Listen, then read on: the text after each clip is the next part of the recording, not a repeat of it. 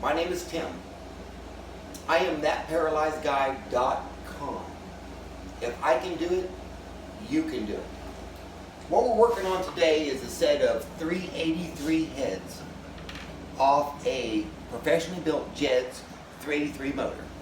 I bought this motor for like $1,000 and I got my money's worth. These are 195cc heads, 195cc intake runners, exhaust, everything flows pretty good. Better than a Vortec head. And Vortec heads flow pretty fair. Now, I already did the other head, which I've got pictures on my Facebook. But I saved this head here just so I can teach you. Yes, I'm in a wheelchair. Right here they are. These are Blueprint aluminum heads. Now, I'm going to show you how to clean this stuff up. Yes, I enjoy a beer from time to time. Okay, everybody. Now, I'm going to do what I got to do because I know how to do it. All you complainers, you complain and I'll show you what to do. All right. Now, I will clean this up like a normal person would. Then I'll use an old worn out piece of sandpaper. Or we'll sand it.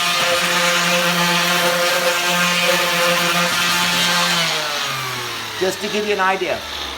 Now, for all you machinists, it's going to give me hell. Right there. That's a straight edge, right? Okay. Now, I can check that back and forth and do all that stuff. Okay? You know what I'm saying. Make sure it's right. I ain't got a lot of room in here and I'm in a wheelchair and it's hard. I've been doing this stuff for over 30 years. But we're not going to go there. But everybody needs to have a straight edge. I don't care if it's like this or if it's like this in an L. You need that straight edge to be able to check this stuff.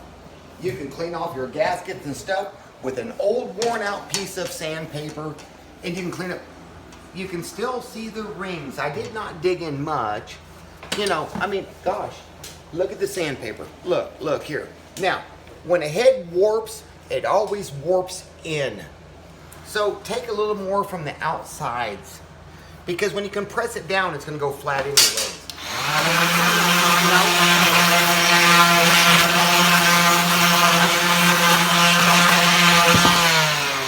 I'm not messed up about it. Not that big a deal. Look, only thing you're trying to do is clean up the surface.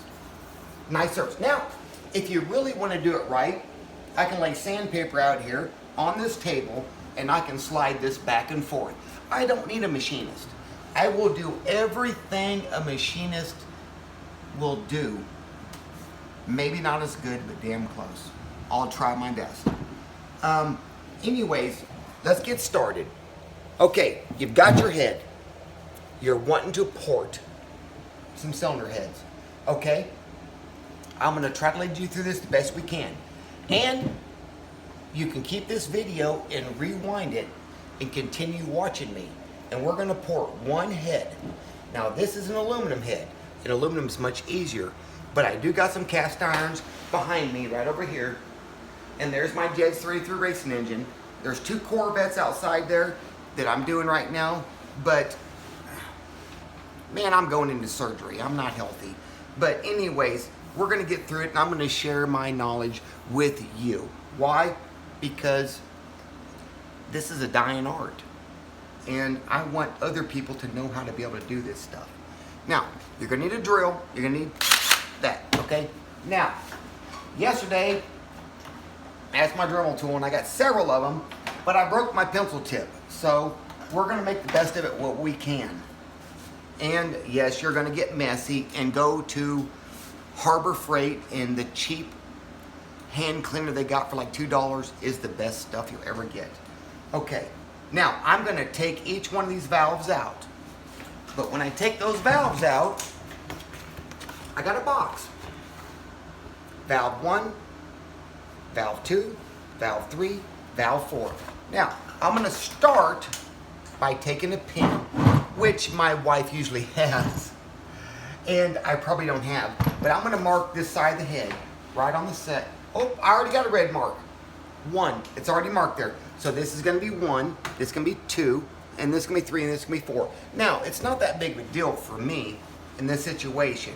But I recommend that you try to put the valves back inside the same hole that it comes out of, okay? So, I'm gonna pause for a little bit, and I'm gonna remove all these valves, and I'm gonna put them in a cardboard box that's labeled 1, 2, 3, and 4.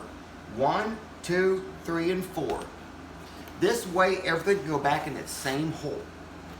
Now, I would say it's not all that important, but in some sense it is.